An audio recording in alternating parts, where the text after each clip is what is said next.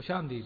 अब तक की वीडियोस में मैंने आपको जिस कॉन्सेप्ट से इंट्रोड्यूस करवाया वो वन डायमेंशनल प्रोजेक्टाइल मोशन का था, और अब मैं आपको टू डायमेंशनल प्रोजेक्टाइल मोशन के बारे में बताने जाऊंगा। और यहाँ हम वेक्टर्स का बहुत ज़्यादा इस्तेमाल करेंगे।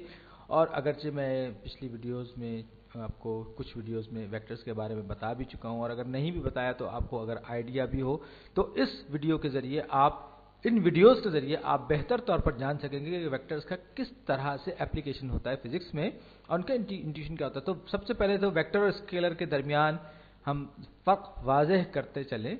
वेक्टर जो है वेक्टर जो है वो होता है, उसमें क्या चीज़ होती है, उसमें मैग्नीट्यूड यानी मिक़दार होती है, और उसके साथ साथ वेक्टर में डायरेक्शन भी होती है, यानी कि इसमें दो चीज़ें होना ज़रूरी है।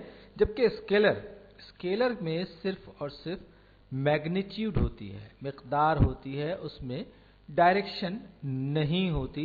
और वेलोसिटी एक बहुत अच्छी एग्जांपल है जो कि वेक्टर के लिए दी जाती है, और वेलोसिटी को आमतौर पर हम इंटरचेंजेबली इस्तेमाल करते हैं स्पीड के साथ, जो कि टेक्निकली गलत है। आपने बहुत दफ़ा देखा होगा, हमने पिछली वीडियोस में भी फाइनल वेलोसिटी और इनिशियल वेलोसिटी की बात की, और जब हम फाइनल वेलोसिटी लिखते हैं किसी एग्जाम्पल में हमने -30 मीटर्स पर सेकेंड लिखा, और हमने ये कहा कि जी -30 का मतलब है कि ये डाउनवर्ड जा रही है, तो ये 30 जो है ये इसका मैग्नीट्यूड है, और ये माइनस जो है माइनस ये इसकी डायरेक्शन को शो कर रहा है। और बाय द कन्वेंशन हम ये अस्यूम करते हैं कि माइनस का मतलब है डाउनवर्ड, जो मैं आपको पिछली वीडियोस में भी बता चुका हूँ। इसके बरक्स स्पीड जो है, अगर मैं ये कहता हूँ कि कोई चीज़ 30 मीटर्स पर सेकेंड की स्पीड से जा रही है, तो मुझे इस बात से कोई गरज नहीं है वो ऊपर जा रही है, नीचे जा रही है, दाएं जा रही है, बाएं जा रही है। मुझे सिर्फ इस बात से पता है कि इसने 1 सेकंड में 30 मीटर्स का फासला तय किया है। ये एक उमूमी तरीका है, स्पीड जो एक ज़्यादा उमूमी तरीका है जिसमें कोई डायरेक्शन इन्वॉल्व नहीं होती। लिहाजा स्केलर जो है, हम ये कह सकते हैं कि स्केलर जो है वो किसी भी वेक्टर की एब्सोल्यूट वैल्यू होती है। यानी आप ये देखिए, माइनस को अगर मैं इसका एब्सोल्यूट वैल्यू ले लूँ तो वो 30 मीटर्स पर सेकेंड ही आएगी। इसी तरह अगर vi is equal to vi फर्ज कर लीजिए, किसी भी इनिशियल वेलोसिटी अगर +30 मीटर्स पर सेकेंड हो, तो उसका भी जब मैं एब्सोल्यूट वैल्यू लूँगा वो भी 30 मीटर्स पर सेकेंड होगी। तो स्पीड के पॉइंट ऑफ व्यू से दोनों चीज़ें सेम होंगी, लेकिन वेलोसिटी के व्यू पॉइंट से दोनों चीज़ें अलग अलग होंगी। एक पॉजिटिव नेगेटिव इस बात को जाहिर कर रहे होंगे कि दोनों की डायरेक्शन एक दूसरे से बिल्कुल उलट है। और अब हम सिर्फ पॉजिटिव नेगेटिव की बात नहीं करेंगे, बल्कि हम कुछ और डायरेक्शंस, कुछ और डायमेंशंस की बात करेंगे, यानी 2 डायमेंशंस की। ये स्क्रीन क्लियर। और अब मैं एक एग्जाम्पल पर आ रहा हूं जो कि एक बॉल की है। अब की बारी मैं क्या कर रहा हूं, ये एक हरे रंग की बॉल है। इसे मैंने बिल्कुल सीधा नहीं उछाला, बल्कि मैंने इसे एक एंगल पर उछाला है। ये एक स्ट्रेट लाइन जो है ये इसकी वेलोसिटी को जाहिर कर रही है, जो कि 10 मीटर्स पर सेकेंड की वेलोसिटी से मैंने इसे एक एंगल देते हुए किसी पर्टिकुलर एंगल पर, फर्ज कर लीजिए वो एंगल जो है ये एंगल जो है ये 45 डिग्रीज का है। 45 डिग्रीज का एंगल है। आप इसको रेडियन में आप π/4 भी कह सकते हैं, लेकिन मैं यहाँ डिग्रीज की बात कर रहा हूँ। देखिए 45 डिग्रीज का एंगल है। अब बताइए कि ये गेंद कितनी ऊपर तक जाएगी या कितना फासला तय करेगी। और अब प्रॉब्लम जाहिर बात है कॉम्प्लिकेट हो गया, क्योंकि गेंद आपने बिल्कुल सीधी नहीं उछाली। सवाल ये कि अब मैं क्या करूंगा। अब ये एंगल जो है यही तो मेरे असल काम की चीज़ है, और अगली जो चंद वीडियोस होंगी उसमें हम जब 2 डायमेंशनल प्रोजेक्टाइल मोशन की बात करें तो उनमें यही सारे टॉपिक्स हम बार बार करेंगे। अब जैसे मैंने कहा कि वेक्टर में मैग्नीट्यूड और डायरेक्शन दोनों होती हैं, तो यहाँ पर जो वेलोसिटी मुझे दी गई है वो क्या है, वो है मेरे पास initial velocity vi 10 metres per second at an angle of 45 degrees, यानी कि हॉराइजन से इसका जो एंगल है वो 45 डिग्रीज का है। और ये एंगल मुझे ये बता रहा है कि इसकी डायरेक्शन क्या है। बहुत स्पेसिफिक हो गई, सिर्फ प्लस माइनस की बात यहाँ खत्म हो गई है। अब यहाँ पर बात हो गई है एंगल्स की, लेकिन मैं इसको तोड़ सकता हूँ। जी हाँ, इसको मैं इसके ऑर्थोगोनल कंपोनेंट्स में तोड़ सकता हूँ, थोड़ी सी ट्रिग्नोमेट्री को इस्तेमाल करते हैं जो आपने अपनी शुरू की क्लासों में पढ़ी होगी। जैसे कि ये इसके 2 हिस्से में कर सकता हूँ। एक इसका वर्टिकल पार्ट होगा जो कि इसको अपवर्ड उठाएगा, और इसका एक हॉरिजॉन्टल पार्ट होगा जो इसको आगे की तरफ मूव कराएगा, यानी कि इसके दो इस कोऑर्डिनेट सिस्टम में एक्स और वाई कोऑर्डिनेट इसके होगा। इसका एक्स कोऑर्डिनेट जो है वो हॉरिजॉन्टल है और वाई कोऑर्डिनेट जो है इसका वर्टिकल है, और ये दोनों कंबाइन होकर इस वी आई को शेप करेंगे या इसको तश्कील देंगे, जो कि 10 मीटर्स पर सेकेंड है 45 डिग्रीज के एंगल पर।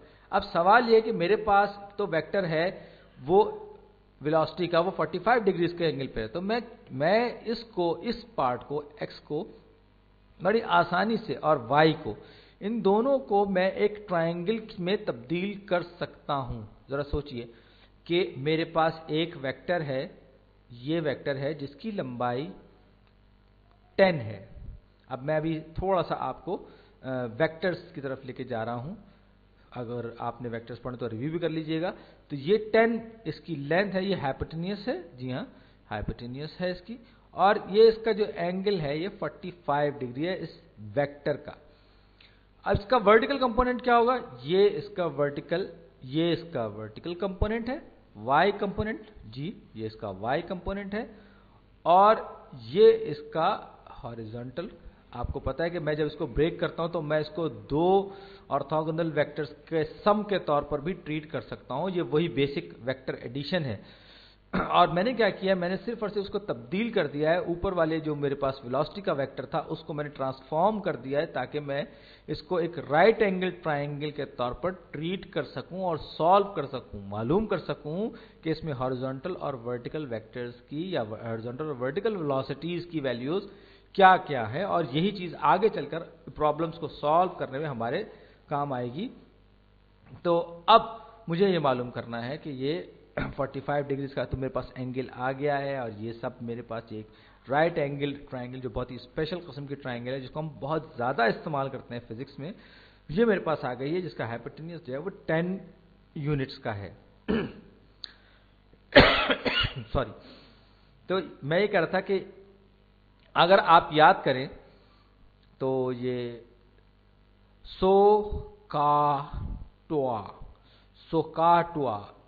जी हाँ, ये आप अगर चाहें तो ट्रिग्नोमेट्री की वीडियोस भी देख लीजिएगा।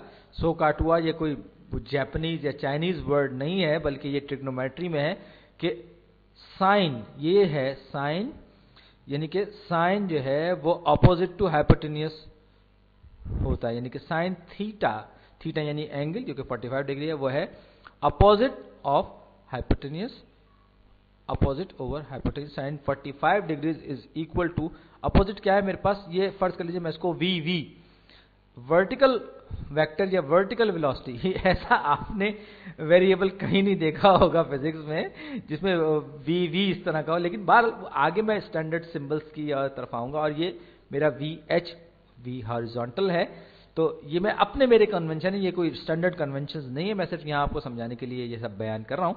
तो वी ओवर मेरे पास जो हाइपोटेन्यूस है वो 10 है, मेरे पास ये जो हाइपोटेन्यूस है ये 10 है, तो साइन 45 इज इक्वल टू, इससे मैं वी की वैल्यू मालूम कर सकता हूं, यानी कि वी हो जाएगा 10 इंटू साइन 45 डिग्रीज, सही। और इसी तरह मैं हॉरिजॉन्टल वेक्टर के लिए मैं कॉस को इस्तेमाल करूंगा। ये cosine is adjacent to horizontal hypotenuse, तो ये VH ओवर 10, सही। तो ये कोसाइन जो है ये हो जाएगा इज इक्वल टू 10 45 सेकेंड। मेरा ख्याल है मेरी वीडियो का अब वक्त खत्म होने वाला है, अगली वीडियो में मैं आपसे मिलता हूं, शुक्रिया।